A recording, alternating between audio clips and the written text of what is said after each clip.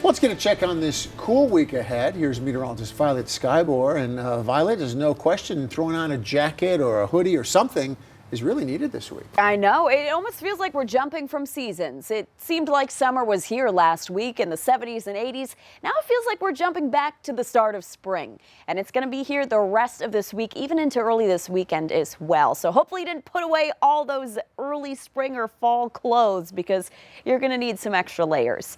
Even outside right now, it is on the cooler side. 50 degrees in Syracuse, mid to upper 40s for areas east that are socked in clouds. But further west, it is in the low to mid 50s, so a tad milder. Tonight will become chilly. We have a frost advisory from 2 a.m. to 8 a.m. Just keep that in mind if you did already start planting. And we're looking ahead to cool weather, as I mentioned, for the rest of this week. Tomorrow, upper 50s, which is nearly 15 degrees cooler than normal. We should be in the lower 70s this time of year. And notice we really don't get there for at least the next 5 days. We'll briefly hit 60 on Wednesday, but most places stay in the 50s all day. Thursday's the coldest day of the week, high of only 52 and close to the record. The record coldest high is 51. So if we don't get past that, we could break it. Heading into Friday and Saturday, still in the 50s, but come Sunday and Monday for Memorial Day, we finally climb back into the 60s.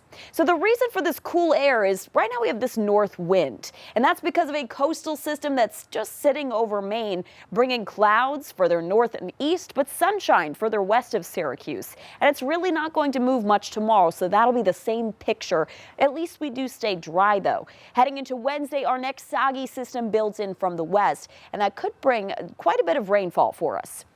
Timing out your forecast this evening, if you're heading out, will be dropping through the 40s, partly cloudy as we head into tonight and staying dry, but it will be quite chilly. As we head into sunrise, we'll be in the lower 40s and seeing a mix of sun and clouds. Depending on where you live, a different picture. Sunshine further west, more clouds further east. Temperatures will rise into the lower 50s at lunchtime, upper 50s in the afternoon, and then the cloud cover really starts to thicken up tomorrow night. Becoming cloudy heading into Wednesday, it will be a dry start in the upper 40s, and then widespread rain builds in from the south. So reaching the southern tier first, Syracuse midday, northern areas in the afternoon. And once it arrives, it'll stay widespread and steady through the overnight, and on Thursday looking rather soggy as well.